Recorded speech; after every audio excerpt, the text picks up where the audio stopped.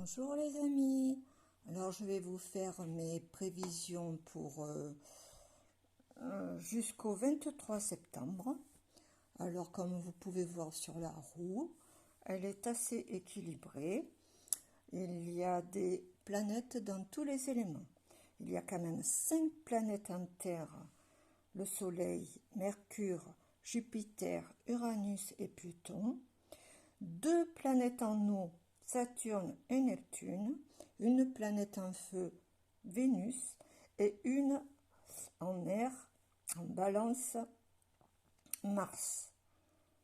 Et en plus, le Soleil est en 3e décan des Vierges.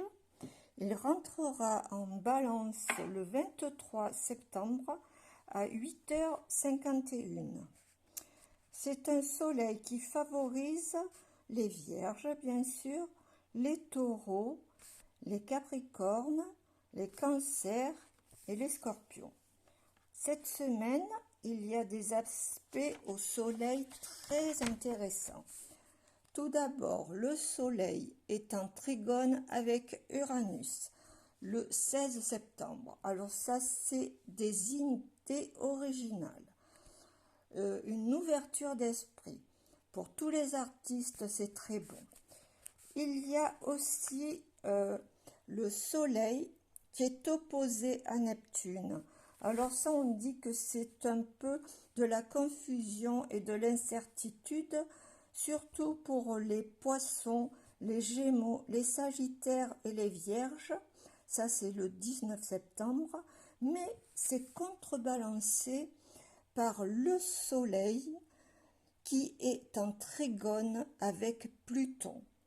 Alors ça, c'est vraiment un très très bon aspect qui arrivera le 21 septembre.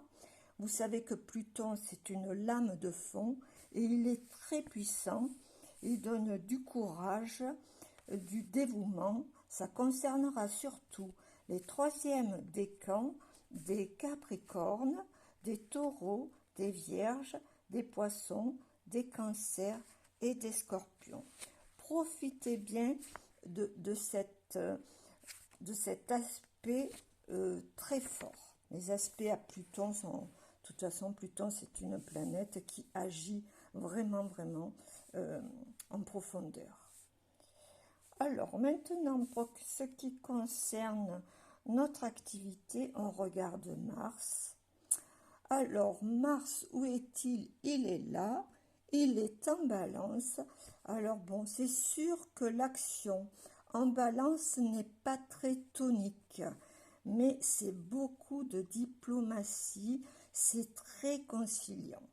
C'est bon pour les balances, les Verseaux, les Gémeaux, les Lions et les Sagittaires. Et après, on regarde Mercure. Alors, Mercure repasse en direct. Il arrête sa rétrogradation. Alors là, c'est de l'énergie. De l'énergie pour les Vierges, les Taureaux, les Capricornes, les Cancers, les Scorpions, les Poissons.